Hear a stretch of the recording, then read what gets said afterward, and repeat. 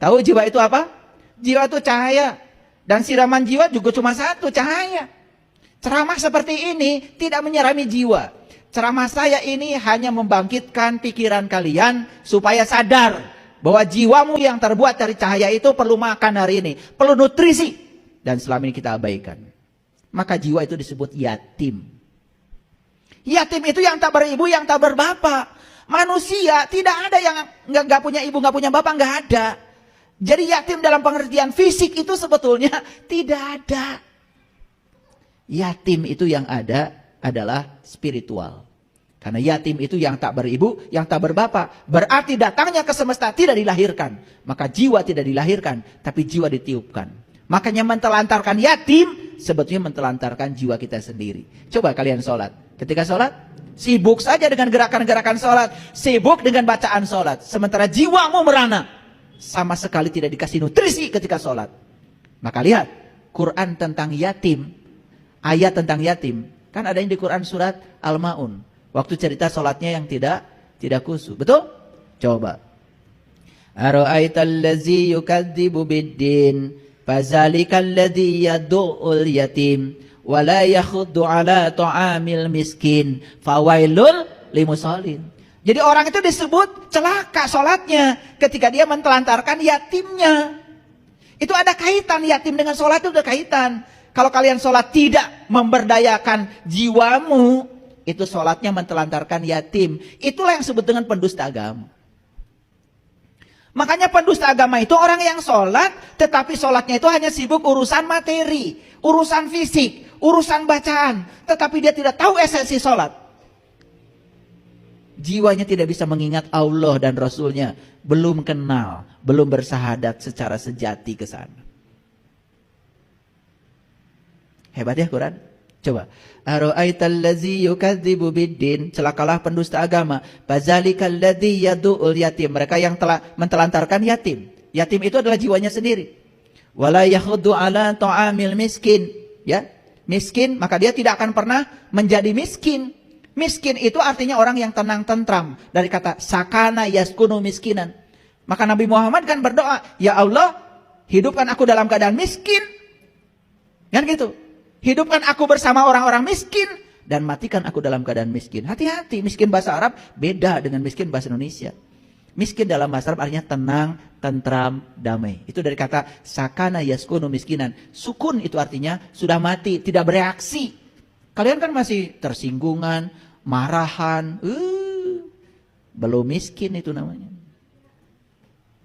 Jadi miskin dalam pengertian spiritual itu bukan kere, bukan gak punya apa-apa, tapi tenang, tentram, damai itu. Makanya Rasulullah minta dihidupkan bersama orang miskin, orang yang tenang, tentram, damai itu maksudnya. Wah, dan Rasulullah juga mengajarkan kita jangan kaya-kaya, miskin aja. Lah, mau ngaji aja sama saya gak punya ongkos.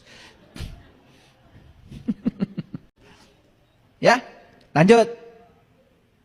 Makanya fawailul lil musallin, celaka orang yang sholat. Apa?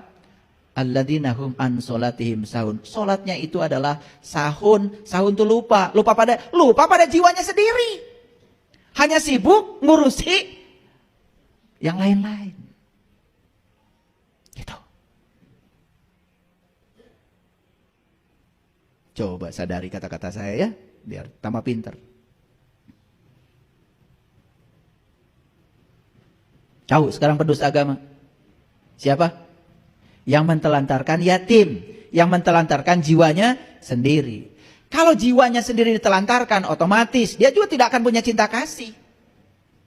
Tidak peduli pada orang lain. Siapa di dunia ini manusia yang selalu bersama ibu bapaknya? Ya pasti ibu bapaknya akan meninggal dong. Betul nggak? Dan yatim selama ini selalu berfokus ke sana. Iya. Sampai ada yang minta zakat ke saya, ayah saya yatim. Padahal dia pengusaha. Karena bapak ibu saya sudah tidak ada, minta sumbangan. Itu kan kegagalan memahami yatim. Ya. Ya saya bilang, iya aja. Kamu itu memang yatim. Setiap hari mentelantarkan jiwamu sendiri. Makanya saya sumbang. Tapi bukan duit. Ikut pelatihan.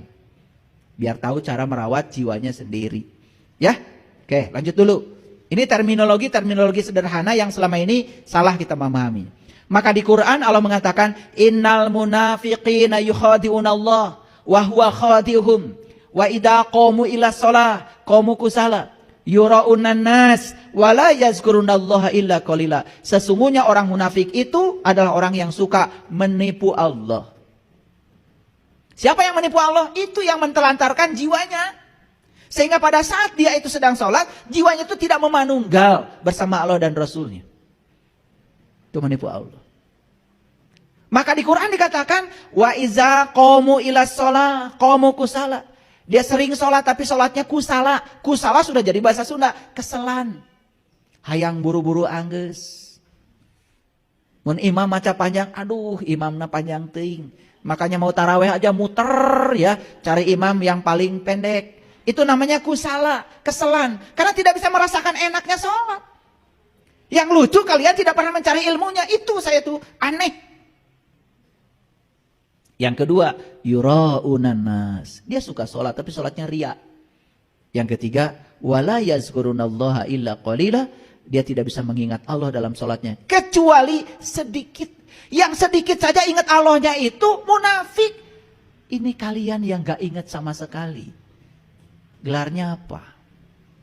Saya gak tahu, belum menemukan di Quran. Karena yang munafik itu yang ingatnya sedikit. Nah yang model-model kalian yang gak ingat sama sekali, gak tahu itu, gak ada gelarnya di Quran. Cari aja nanti, kali aja ketemu, kasih tahu saya. Ya?